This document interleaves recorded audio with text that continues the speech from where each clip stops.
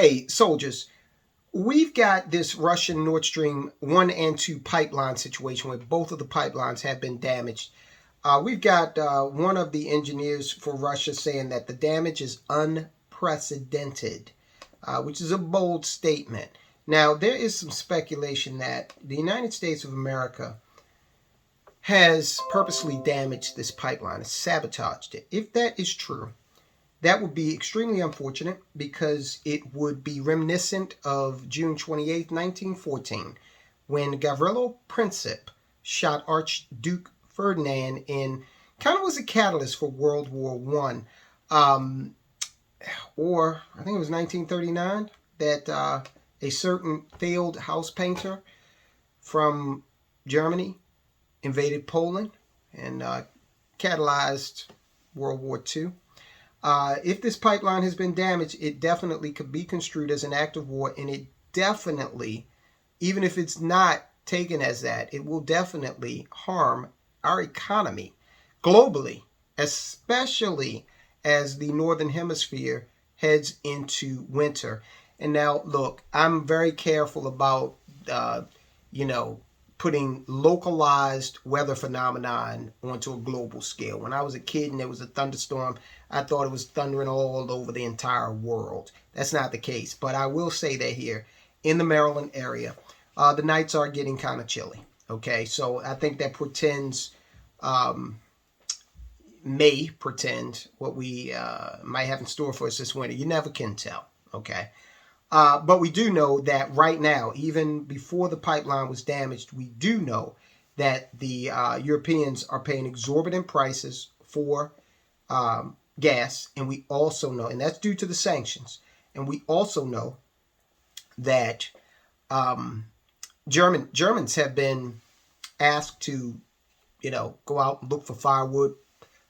People from Poland have actually been lining up for coal. Okay, that's the way they're heating their homes. So it's getting pretty tough. Even here in the United States, we're looking at a situation where,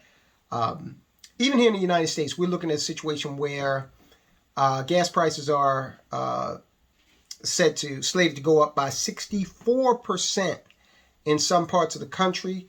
17% is the lowest hike that I've seen. And that's really tremendous. So why are people speculating that Biden attacked this pipeline? Well, because of what Biden himself has said.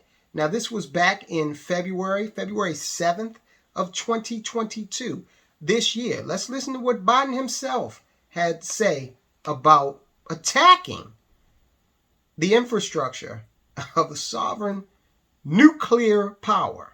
If Russia invades, that means tanks or troops crossing the border of Ukraine again. Then there will be no longer a Nord Stream 2. We will bring an end to it.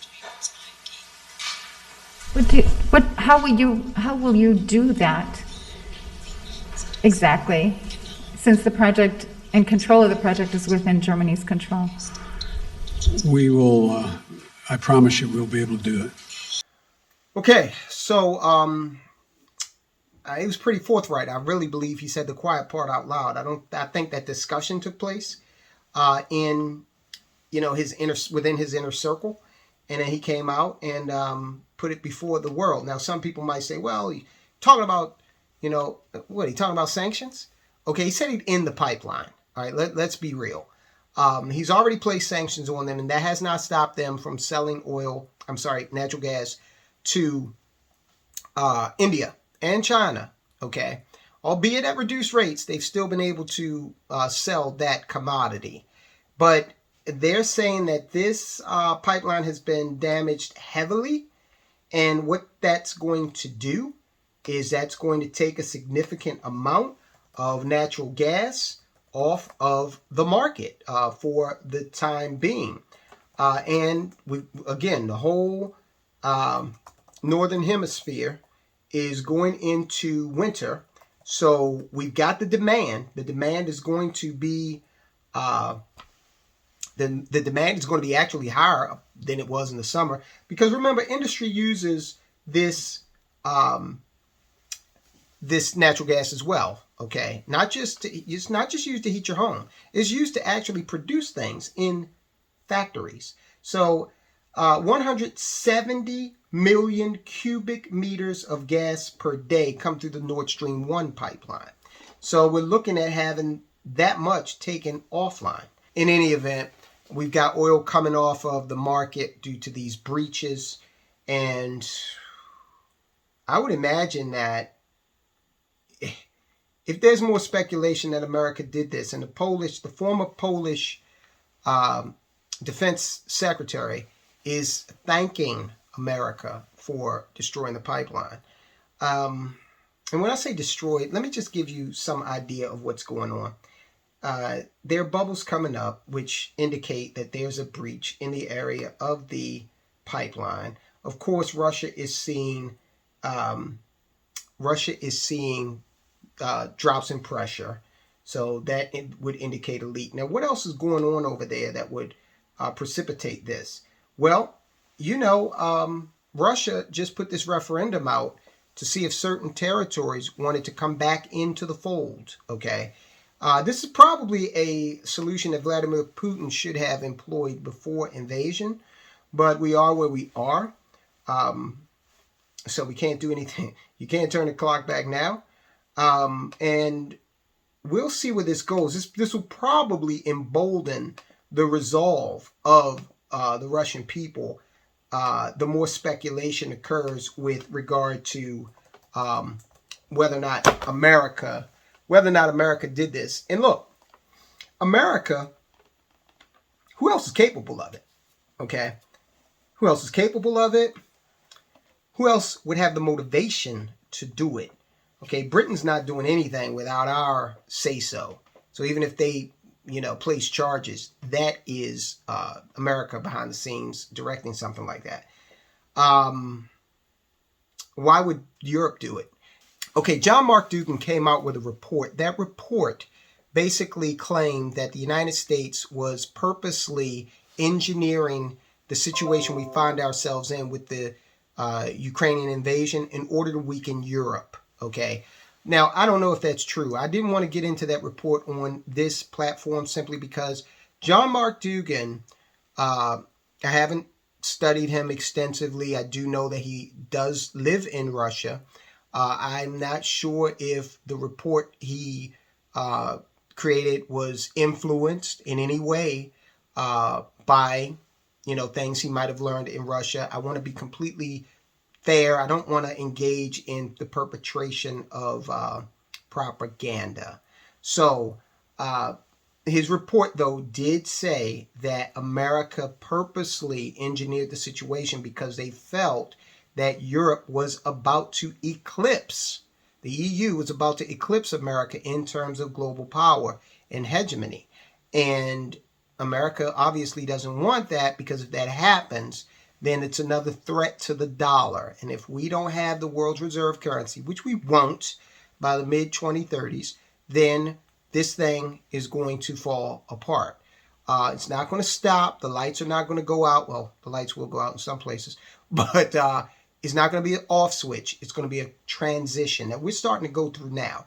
So John Mark Dougan was saying that America had every incentive to engineer this situation. And if they wanted to, who would do this? Who would destroy that pipeline? Because who would it benefit? It wouldn't benefit Russia, because they presumably want to sell the natural gas to somebody. It certainly would not benefit Europe going into this winter. They're already seeing social unrest. Okay, they're already seeing exorbitant bills. They're already put in a situation where they're going to have to come out with these elaborate welfare programs just to help people heat their homes. Do you know they're talking about having these centers set up where people can go and they can get warm? When are they going to stay there all night? I mean, once you get warm, then you go back out in the street and walk to your cold house. How's that supposed to work? They're saying that people are going over each other's houses and, hey, you guys turn on the heat tonight. 7 of us will come over and have tea. Then we'll go home when we're sleepy, jump under seven blankets, and then we'll do the same thing in my house. You guys come over. They're doing things like that. Okay, so it's this would not benefit Europe at all. And look, it's not just by happenstance. This thing occurred by some man-caused event. Both of these pipelines that are embroiled in all of this political back and forth are not going to just give up the ghost at the same time, and no other pipelines are having this trouble. Okay, so somebody did this. The only entity that makes sense is the United States of America, because either you were buying the oil, the natural gas rather, either you wanted to buy it, and because of political pressure you couldn't, Europe, okay, or you were selling it. The only people that are not in that equation are on 1600 Pennsylvania Avenue. This is going to drive gas prices up. The demand is still there, as I talked about. We're going into winter. Demand is going to increase because people got to heat their homes. Industry's got to run. There's only so much natural gas to go around in the first place, and now we have taken a significant amount of it offline. In that one pipeline alone, we already talked about the fact that we've taken a million cubic feet of the stuff, greater than 1 million cubic feet of it offline. All right, guys, look, this has just been a quick video because I want you to understand what's going on in this situation. We are in economic World War III. That is for sure. And if it is discovered definitively that America just attacked the infrastructure of a major nation, a nuclear capable nation, then I fear that we may see a hot war. I pray that we won't, but this is not good. All right, guys, I'll talk to you soon.